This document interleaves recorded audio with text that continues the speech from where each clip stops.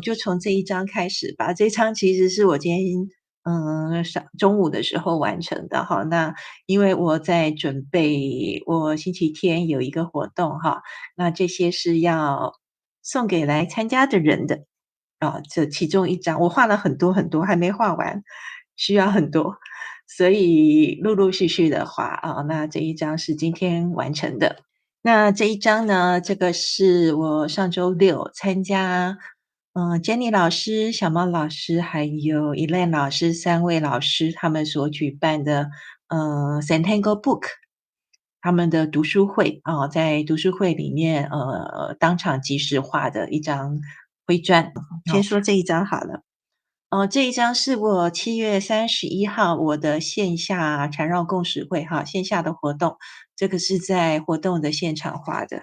我好像应该是这个方向，我的签名在这里。那这个是我的原创主题，叫做花影扶疏的透视缠绕。大家可以看到它这个底下哈会有一些影子，就是一些background， 它就是一些特殊的花纹。那这个是目的是希望能够呈现出好像在晚上的时候，隐隐约约能够看到一些花草的那种感觉哈。那这个叫做花影扶疏的透视缠绕。那另外的话就是其实我自己在玩啊，我就是画了几张这个缠陀罗哈，然后给大家看一下，我自己爱不释手。是不是很漂亮？这一张是蓝色的纸砖，这个是89直径的哈，跟这个方砖一样大小的哈，是89直径。来，这个是第一张，然后这一张是绿色纸砖，也是一样哈，有镜面效果的。然后这个是红色的，红色纸砖。我有好多各种颜色的纸，就在不同的颜色纸上面玩，就会有不同的效果。那这一张是黑色的，黑色的纸砖，然后这个利用了一些点画法，这边是点点的，来，这个看看，这样子就很清楚哈。好，来，然后再来一张，这个是昨天晚上画的。好，这一个是折纸缠绕。好，现在焦距很清楚了哈，折纸缠绕，给大家看一下。有没有发现我最近的作品都是这种 bling bling 的，就闪闪发光的东西。这个是一张纸，这个是昨天画的。那非常谢谢大家今天来。我之前有发出预告的时候呢，我们说好了，今天还是画圆砖哈，那就请大家准备一下。那这一个圆砖是标准圆砖，不是小圆砖了哈，标准圆砖。这是标准尺寸的。好，标准尺寸的圆砖是117mm。你要用任何颜色都可以哈。我自己个人是会比较喜欢有色纸砖。因为有色纸砖在颜色的表现上面可能会相对来讲容易一些哈。我自己比较喜欢嘛。你要用任何颜色的都可以。那我们之前已经有画了几次圆砖了哈。那我们今天要研究的，不能说研究啦，一起玩的就是一个甜甜圈暗线。什么叫做甜甜圈暗线？甜甜圈暗线呢，就是两个圈圈，两个同心圆啊。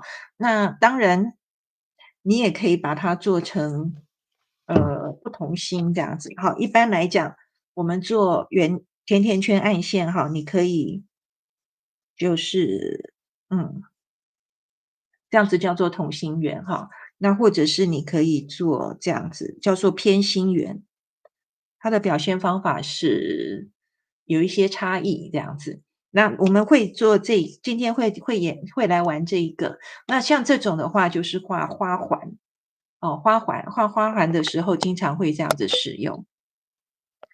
花环的是这样子同心圆画花环就很好用。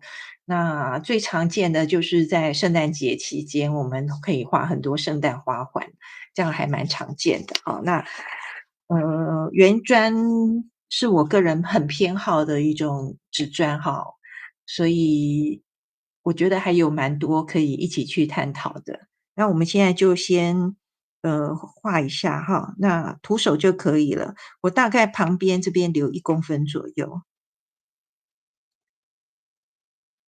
就顺着这一个外围就画一圈，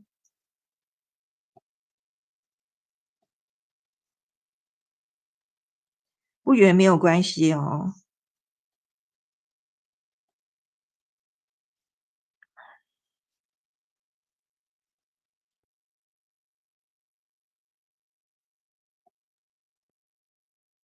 大家可以看到，其实我每一次就是画一小段一小段，然后把它连起来，它就是一个圆，对吗？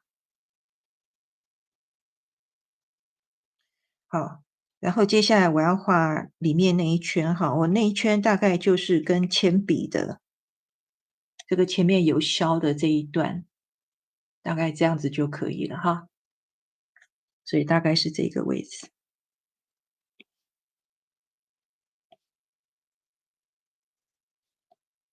所以真的差不多就是一个甜甜圈大小。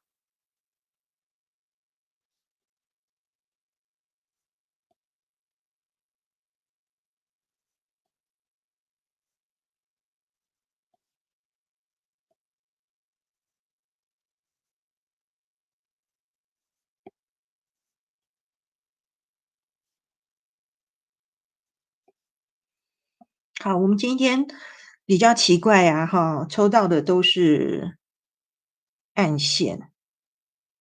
这个是贵的是图样，然后这边这个是暗线，它是一个，怎么说？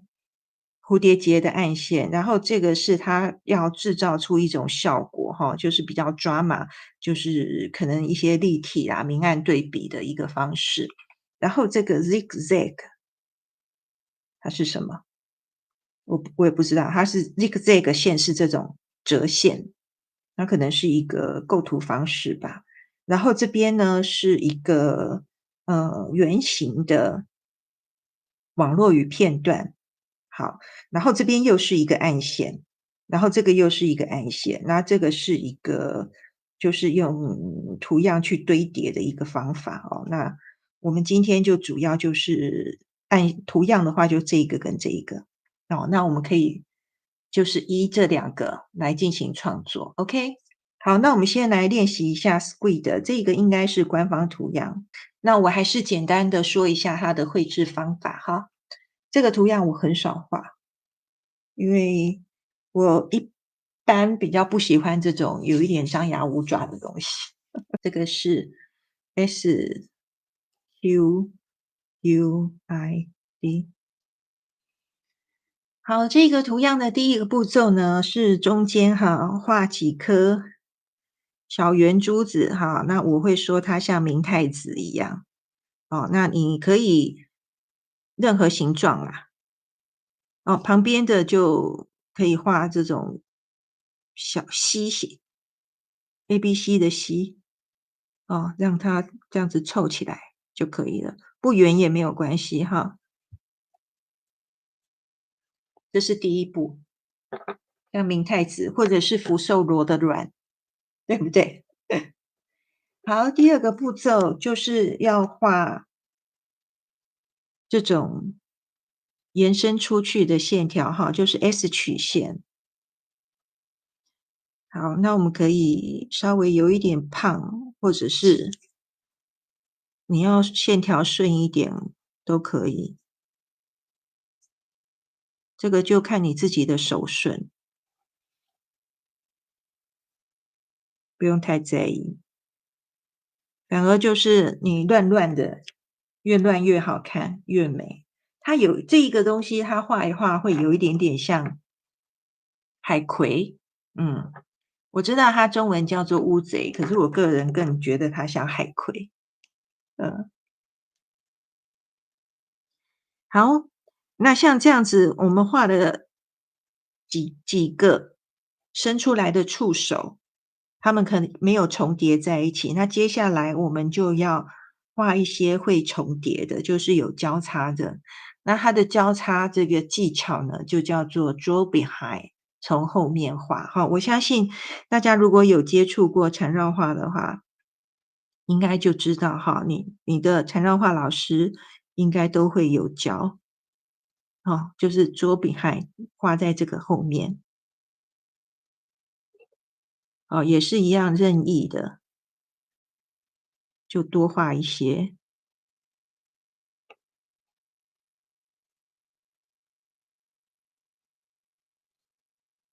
你越交叉的越多哈，会让你的作品显得越复杂。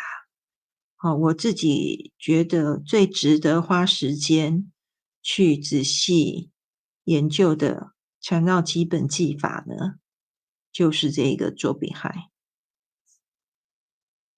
你看我是不是都在乱画？就是这样子。其实它也能够造成一个像花朵一般的感觉啦，哦。那这一个图样可以有一些什么样的变化呢？那当然就是说我们这个伸出来的这个触手，我们可以有各种各样的扭曲哈。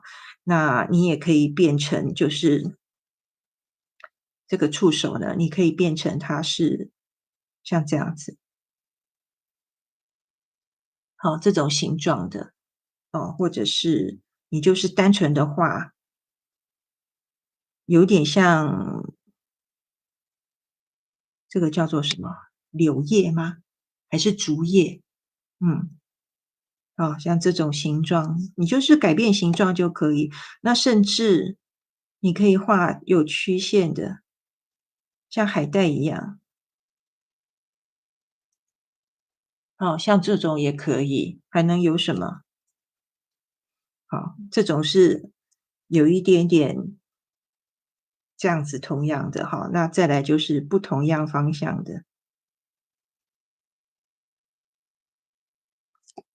这样子也可以。哦，各种各样的变化都不妨尝试看看，它们的效果就会很不一样。那我们看看这一个啊，这个呢是圆形的网络语片段。它这一个里面的这些内容呢，它是从嗯缠绕画之书Premier Volume One 好里面拿出来的。这个缠绕画之书第一册，它入门第一册以后就没有第二册了。我看看121页，你看，其实我上面都贴了一堆东西，其实我常看这本书，基本相同，对，它就是从这上面弄下来的，OK，就是这个一样的。那大家可以选择几个，看你喜欢什么的，就可以直接用。你如果有这本书哈，你可以直接拿来参考，在第121页，第121页。第7课网络与片段的第121页，你可以选择其中的任何图样。哦，那我现在还先不去选择它，因为这些网络与片段都非常非常的简单，我就不一一的跟大家介绍了，我们画到的时候再说哈，好不好？好，那我们就不特别再去教图样了，我们直接拿圆砖来画。好，那我要先来决定一下哈，今天我要画几个。刚刚那个 squid 乌贼，嗯，我这边会画一个。我一般来讲哈，不会完全拘泥在这个甜甜圈里面，我会突出去这样子。好，所以我现在打算画2个，先2个吧。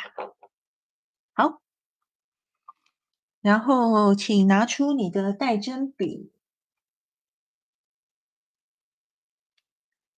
我用的是 PN，然后我今天有一点想用01咖啡色，我用01咖啡色来做起手。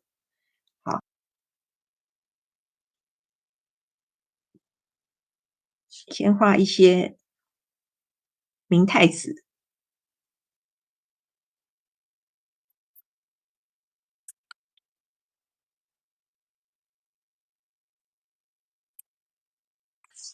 我跟大家说一下哈，就是像我们在画这种圆珠珠的时候，有一个表现的方法哈，是像这样子。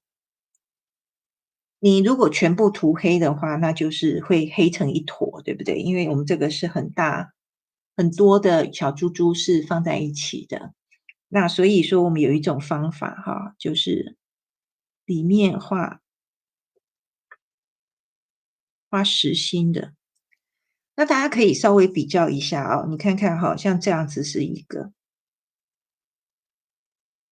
我其实两个是差不多大哈，可是我里面这一个就是里面涂黑的画大跟画小，它其实感觉是不一样的，可是画法一模一样。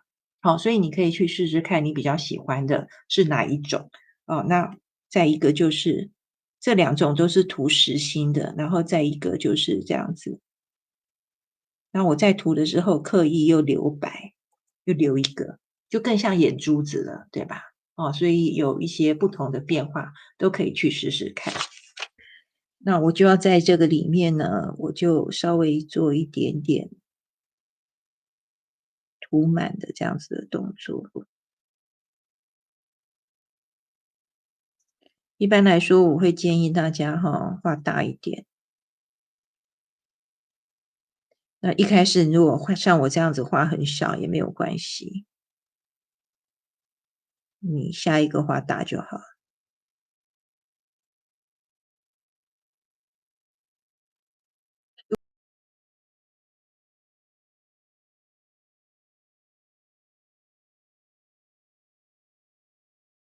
画好了哈，那我就开始要来长触手了。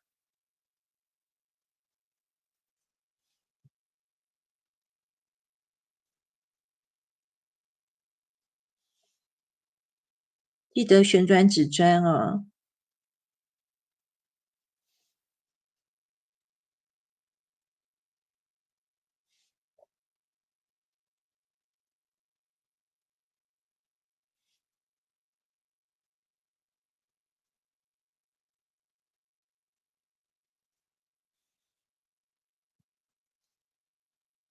这让我想起来，我蛮多年之前我有开了一个课，这个课呢是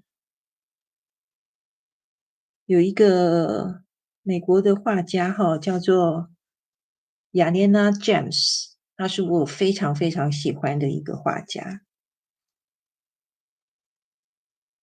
我就是以他的创作风格哈，就开了一个课，就超喜欢的。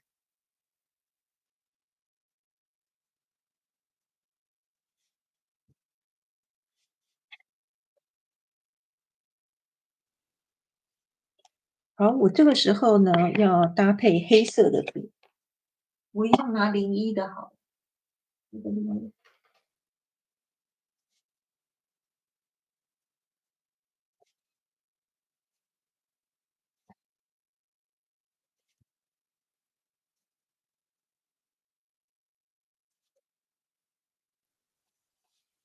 看这个就是大量的从后面画的技巧，对吗？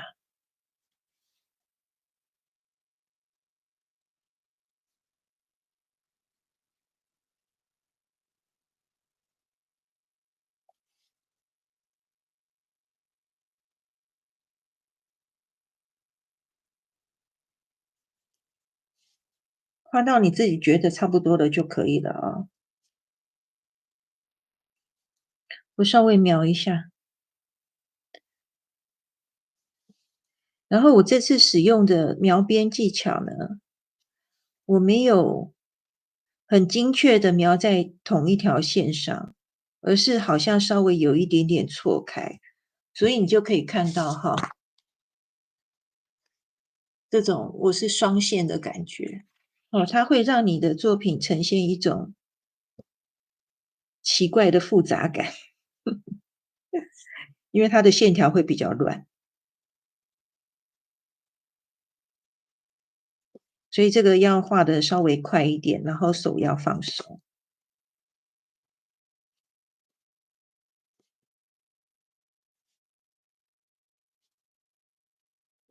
换回咖啡色的哈，同样的处理方法。我这两支现在都用的是01哦。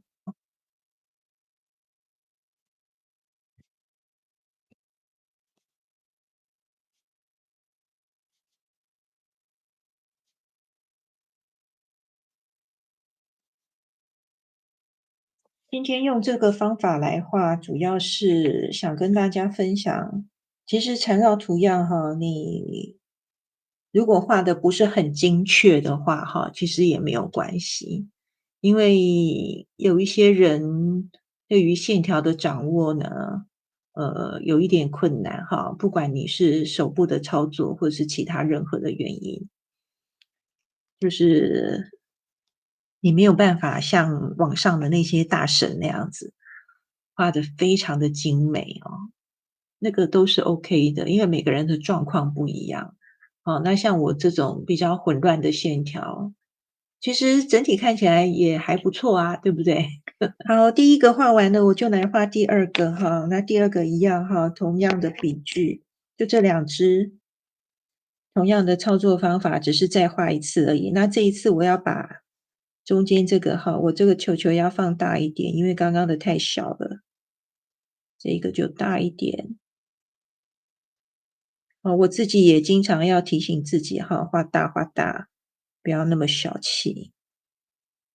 画大的话，其实对眼睛也比较不那么累，对吧？啊，明显的大很多。好，同样的里面我就填满，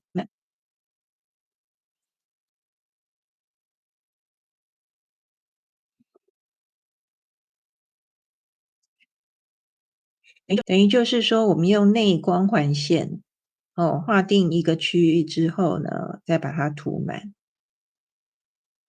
很靠近边缘。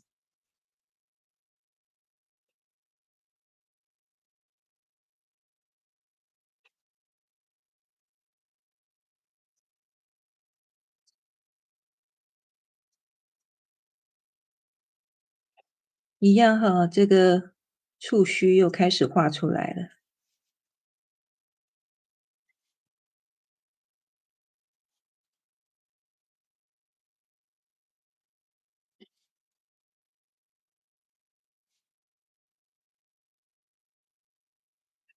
那在这边的话，因为两个哈，它会有一些重叠的地方哈，所以这边大家就慢慢画，都是大量的从后面画的技巧，好吗？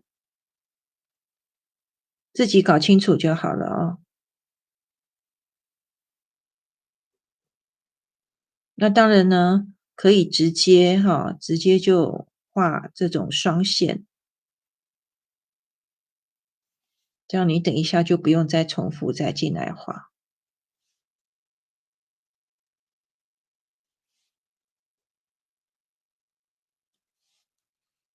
这一个我画的它是有折过来的，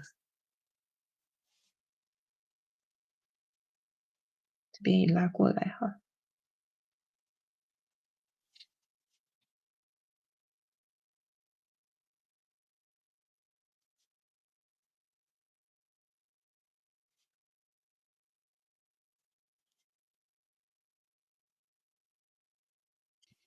好，我这一个明显比这个更大，更大。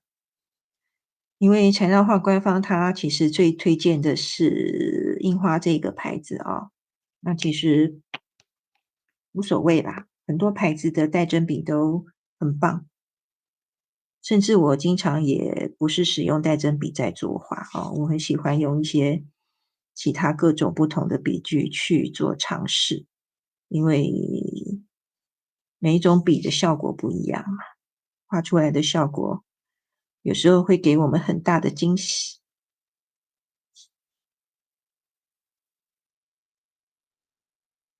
你看我今天是不是有点像在乱画？这种线条都乱乱。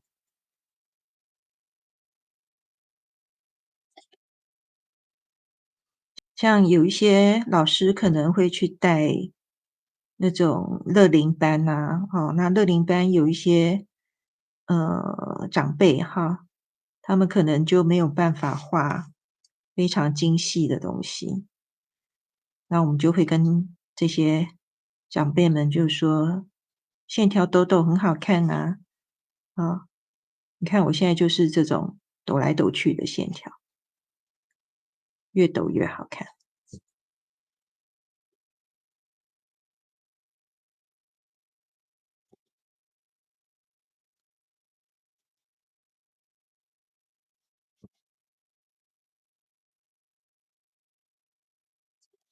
好，接下来我们要来填入一些其他的图样哈，那我们就画在这边这个位置啊。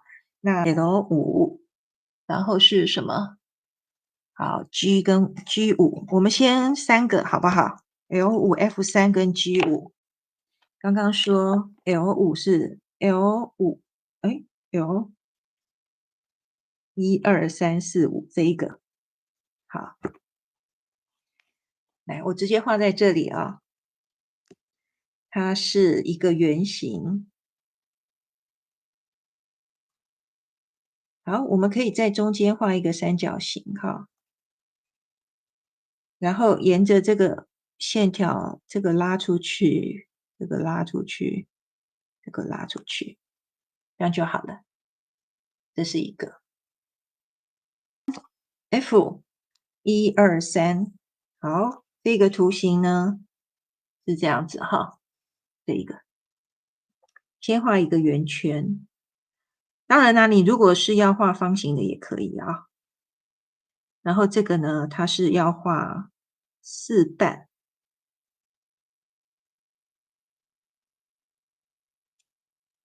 不用很规整哈，这样会比较自然。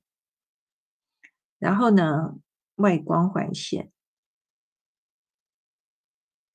那个很可爱哟。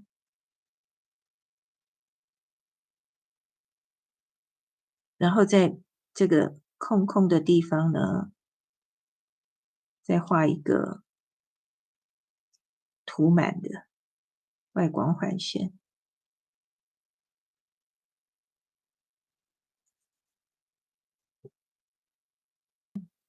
再来是 G5，G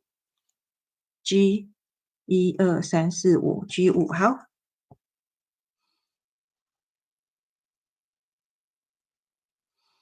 这个呢是4个弧线的组合，那我们中间点先定出来哈，来1、2连在这里，然后3、4，这样就好了。那我们可以怎么样呢？一个方法是你全部就是画圆的，或者是你要把它变成方的也可以，就把它当做是网络与片段来进行。哦，那我们简单一点吧，因为圆的话可能没那么好画。来，那我们就是稍微区分一下哈，这边一个，你看哈，我的规划方法是这样，我这边直接我铅笔就画下去了，这样让大家比较好看哈。这样子就等一下再擦掉就好了。等于是我十字分割，哦，这边就不用画了，因为它挡在这个底下。然后这边目测就可以，这边挡住了，然后这里这样子，所以它这边会是这一个。所以我们会有1个、2个、3个、4个、5个位置可以画。好吗？哦，就分隔。那你可以在这个位置哈，你如果想要画圆的话，你就画圆；那不想画圆的话，就直接在这个范围里面画就可以了。这个 L5哈，然后我先这样子，因为我们这边有这个很多触手在这边嘛，它可能会挡住，所以我先用铅笔，让自己脑子清楚一点。好，那我这个时候用的是 PN 笔，粗一点。好，开始了，就画这里。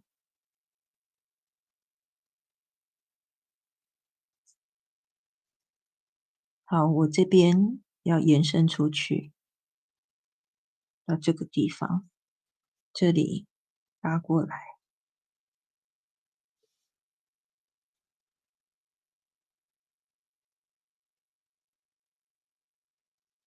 那我们怎么收尾呢？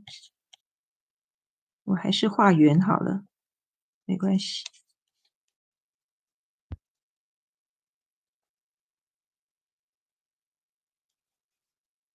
不圆。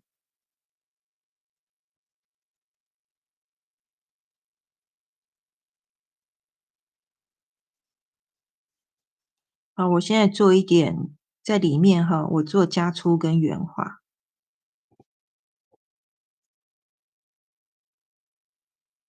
这边挡住了就没有。好，我决定都画圆的哈。来，第二个 F3，直接把它的这个圆录进来。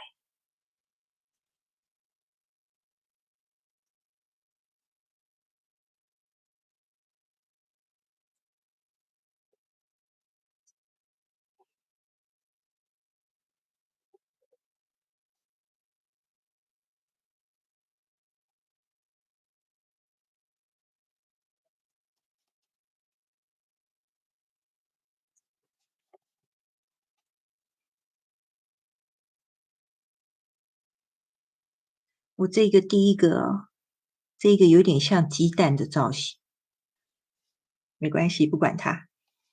好，再来一个哦，就第 G5这一个了，也是画一个圆形，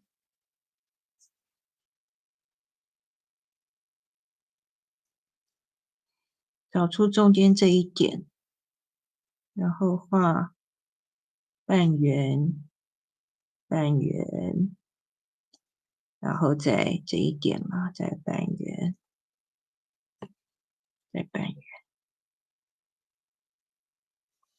嗯，同样的哈，做一点加粗跟圆化，我喜欢这样子的处理效果。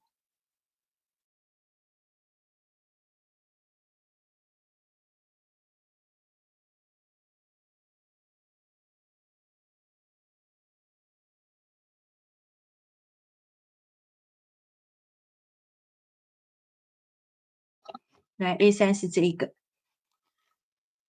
好，它就是画一个圆圈圈，这个算起来像是跟骑士桥很类似哈，就是画一个同心圆，然后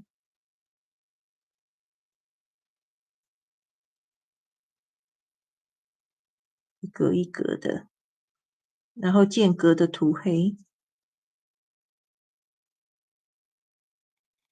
好，那 B1就是这个像春天图样一样嘛，对吧？就是同心圆、同心圆、同心圆到中间一个黑点，好，大大的。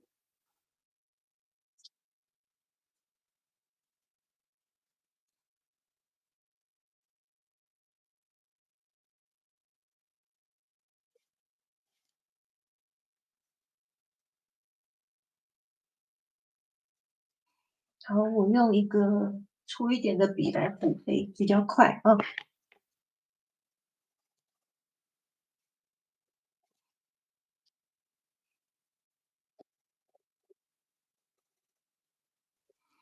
好，最后一个，因为这边有很多的重叠哈，所以我还是一样用铅笔来帮助自己，免得等一下不知道在画什么。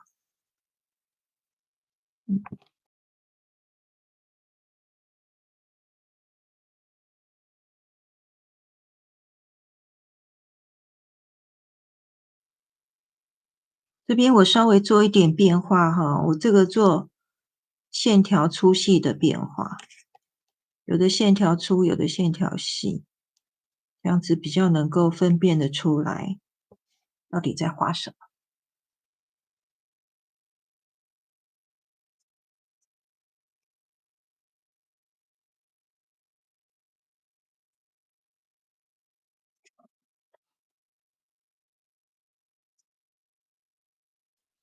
好，我这边的线条就是粗细、粗细、粗细，OK，所以最外面是粗的，再加粗一点点。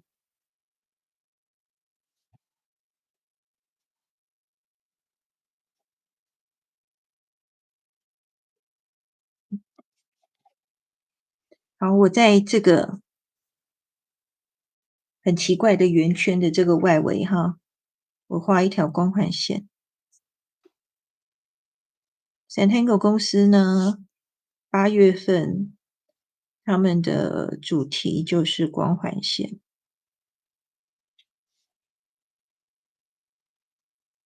就是当我们不知道要画什么的时候，可以画光环线，它可能就会带给你一个不一样的感受。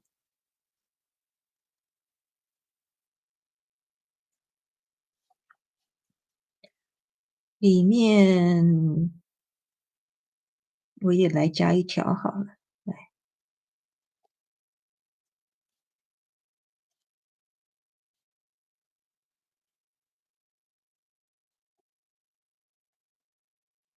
是不是真的很像 Mr. Donuts 的甜甜圈？是不是？这个是咖啡色的哈，像刚刚这边没有画得很好，再补一补。来，我们针对每一块哈，我们来看看我们能够做什么。这一个来，我先画一个内光环线，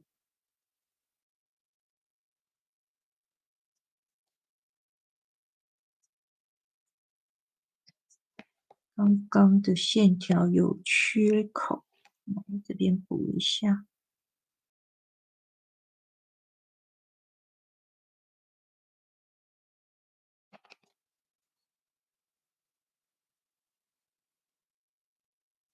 啊，我们就画直线哈，我这个直线是跟这一条线是垂直的，所以是这个方向，把它填满。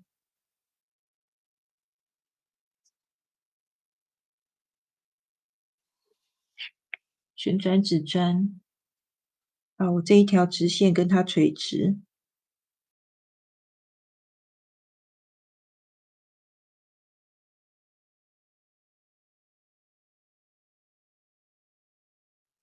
这个呢，我里面画一个圆圈圈，再来一个外框，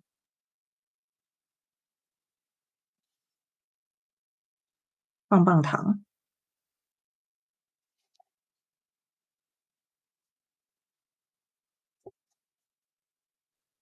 小的棒棒糖。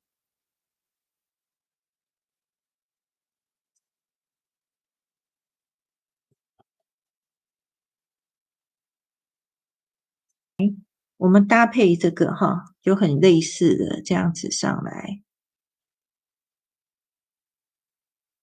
然后这边涂满。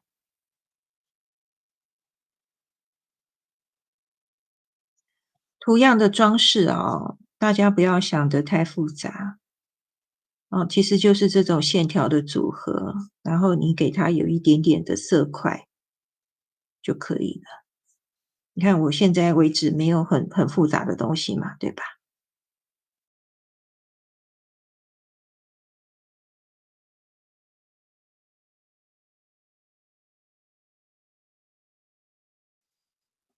哦，这边就让它空着就好了。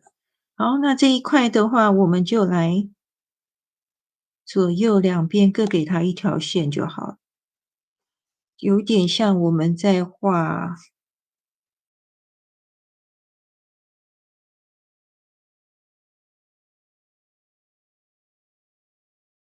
来，我们在里面加圆珠子。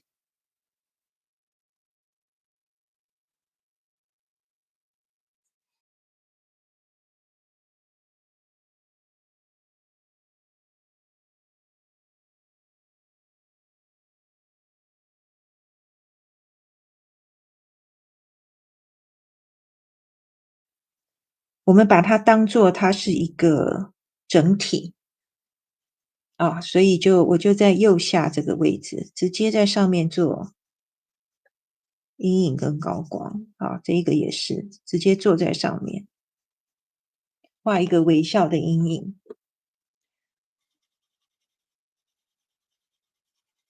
我在直播的时候哈，会用到一些缠绕画的技巧哦。那你如果不是特别熟悉的话，我推荐你可以去参加我的 YouTube 的会员哈。那我会员里面有分3种，第一种入门级的就是小渔村哦，它就是讲缠绕基本功，就是缠绕里面最基础、最基础的东西哦。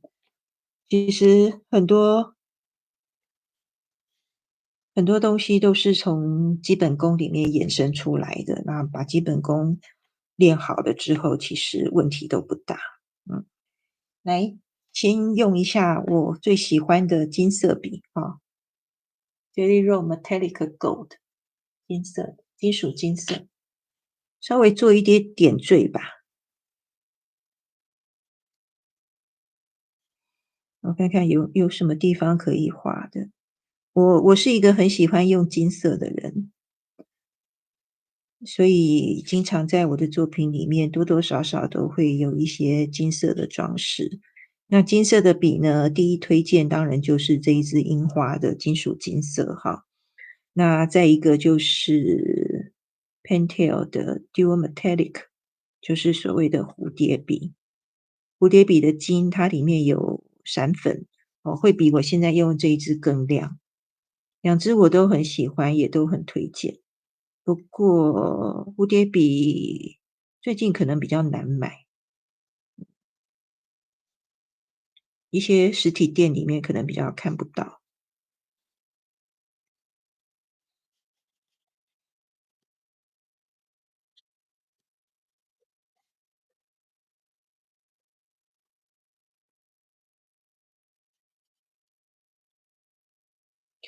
这一个我直接画在这个黑色上面，画一个圆圈。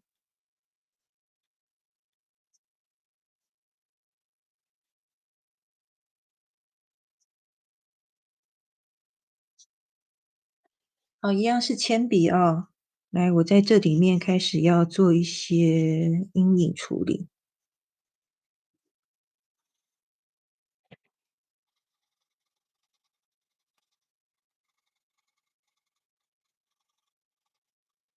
这是将军牌的白炭笔。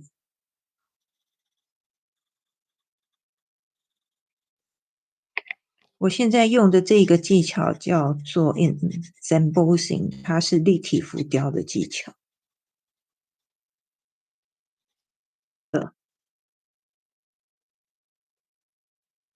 用白炭笔先把它用力的涂一涂，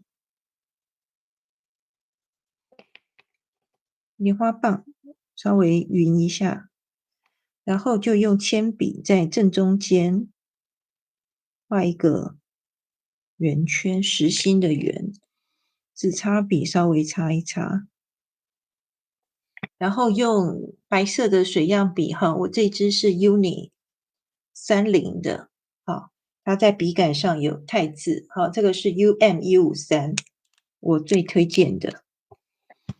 它的墨水呢会比樱花的更白一点，不过它是冷白哦。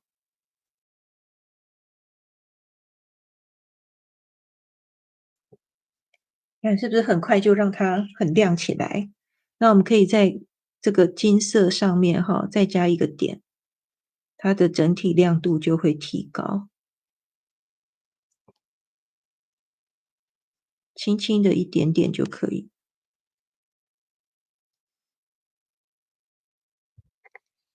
你看效果很棒吧？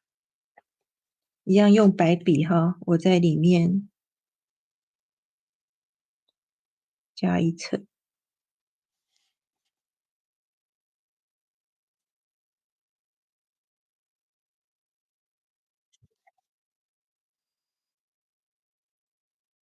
这个也是中间再加一点白，等一下。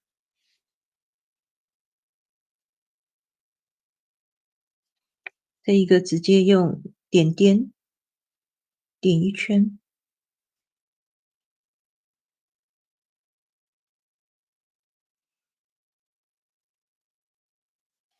用铅笔来我这边给它加一个内部的阴影，感觉它是一个环，这边是凹下去的，推开，这边是亮的，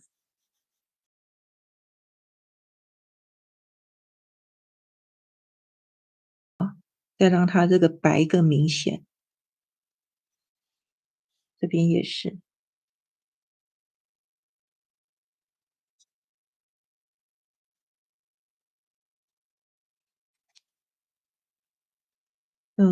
这个要加一点亮的地方，就是圆弧的位置。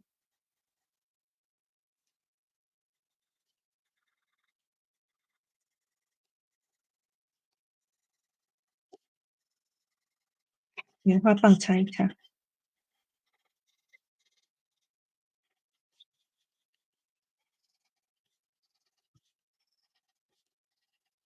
在这种凹角的地方哈，轻轻的一点点就好，一点点阴影。因为我这支虽然是 HB 的铅笔哦，可是好像比较黑一点，所以每一个品牌的笔，它的出来的效果不一定一样哦，所以你就根据你自己手上有的工具做适当的调整。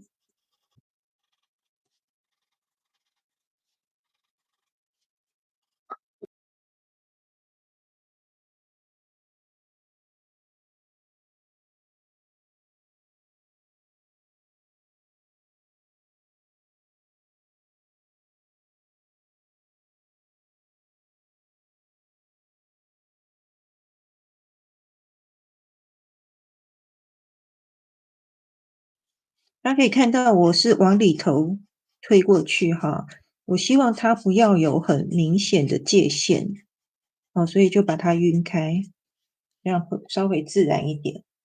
这个时候其实我是想象我的光线是从左上方上下来的哈，所以这一侧会比较亮，这一侧是暗的。那这一侧亮的部分呢，我就用这个白炭笔哈，那我现在拿的是平的哦，我是希望它不要有出现那种很明显的笔痕，所以这样子拿，沿着边缘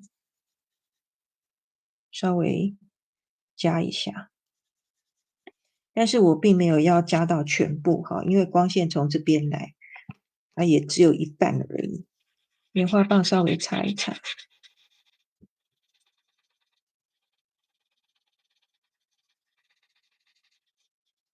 我同样要用白笔去加强它那种亮的感觉哈，所以在这个地方哈，我就沿着这个边缘，就贴着原来的黑线，我用白笔再去画一条，贴着画，让它的亮面更明显。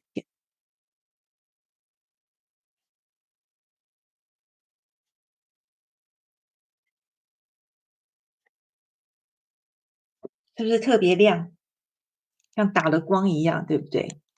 好，那里面的这个暗部呢，有两种方法哈，可以让它更暗。那我个人会比较常用的是，我会用这种灰色的 brush 笔哦，它会很快。你看，我就直接沿着这个边稍微撸一条就可以了，或者是你可以用比较黑的铅笔。哦，像我们之前那个 Centennial 官方它这个新出的这一支哈，它是印了 Centennial 的牌子的，那他们是 General 出的，哦，那就是6B 的铅笔。那我这个是整支的，它是 Generals 的 Layout，哦，它是特黑的，叫 Number 是555，它事实上就是6B 的铅笔。那我是会用这种 brush 笔，它比较快，比较省事，就不用在那边推来推去这样。好，大概就这样画一下。哦，它的那个黑白分明的效果就更明显。那最后呢，我们这个像章鱼手的这个东西呢，我们可以有不同的处理方法哈。一个是用这种，这个是灰博的水溶性彩色铅笔480，这个是我最常使用的咖啡色的铅笔。哦，你看我这次用的也剩下不是很长了，那我们可以像这样子的画法，像放射状一样的哈，就绕着边边让它绕一圈，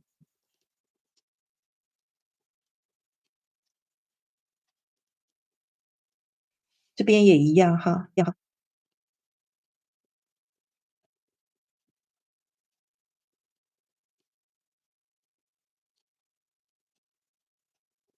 这种自来水笔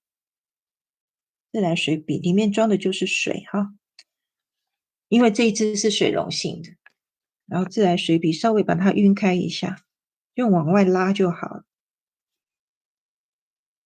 不用画得很仔细哦。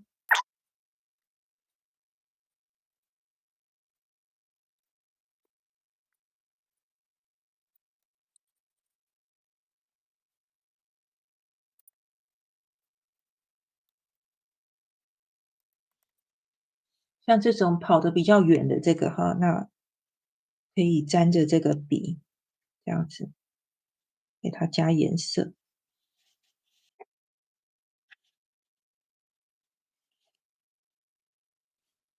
差不多有画到就可以了。我们这边趁它还没有干的时候，我们这边中心再来加一点，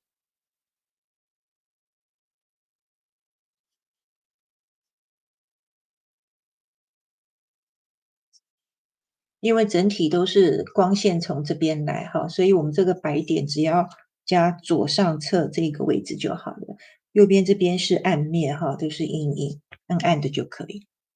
然后再用铅笔外侧这里稍微再加一点，让它感觉右边这边也是比较暗的，稍微推开。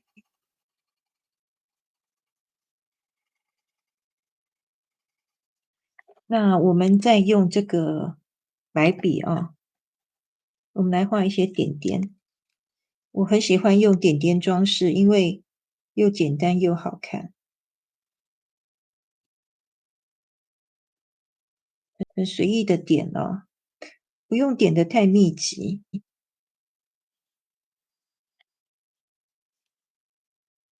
在靠近里面的可以稍微多一点，那外面的就好像是散出去的感觉。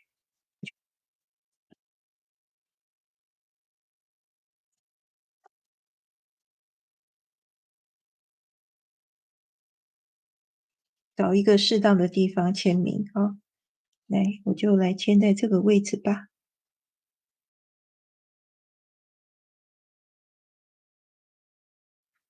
各个角度看一下。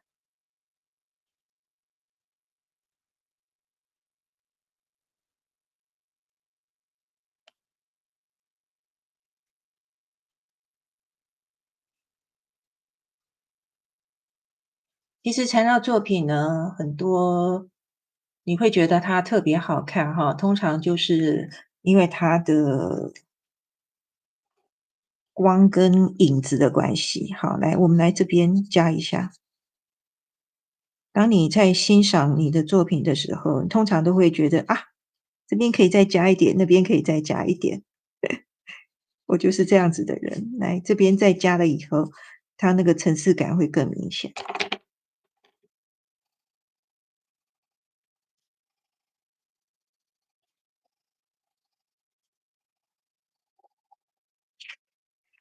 来看看哈，是不是这样子？它的立体感这边就一层一层的这样子叠过来，效果更清晰了。嗯。哦，其实我经常会被问到说，不知道缠绕画里面怎么构图哈。那这个就其实就是构图的一种方式哈。我们是利用暗线，暗线就是在帮助我们构图，然后我们把图样放进去。嗯，你只要在网上多看哈，看到你自己喜欢的作品，然后你去研究一下，仔细观察它是怎么把图样放在纸砖里面的，你慢慢的就会有感觉。啊，因为我也说不出什么大道理来，我也是凭感觉的，OK？所以呢，缠绕画是适合每一个年龄层的人，然后只要你愿意提起笔，然后勇敢的画下去，都会有很漂亮的作品出来，好吗？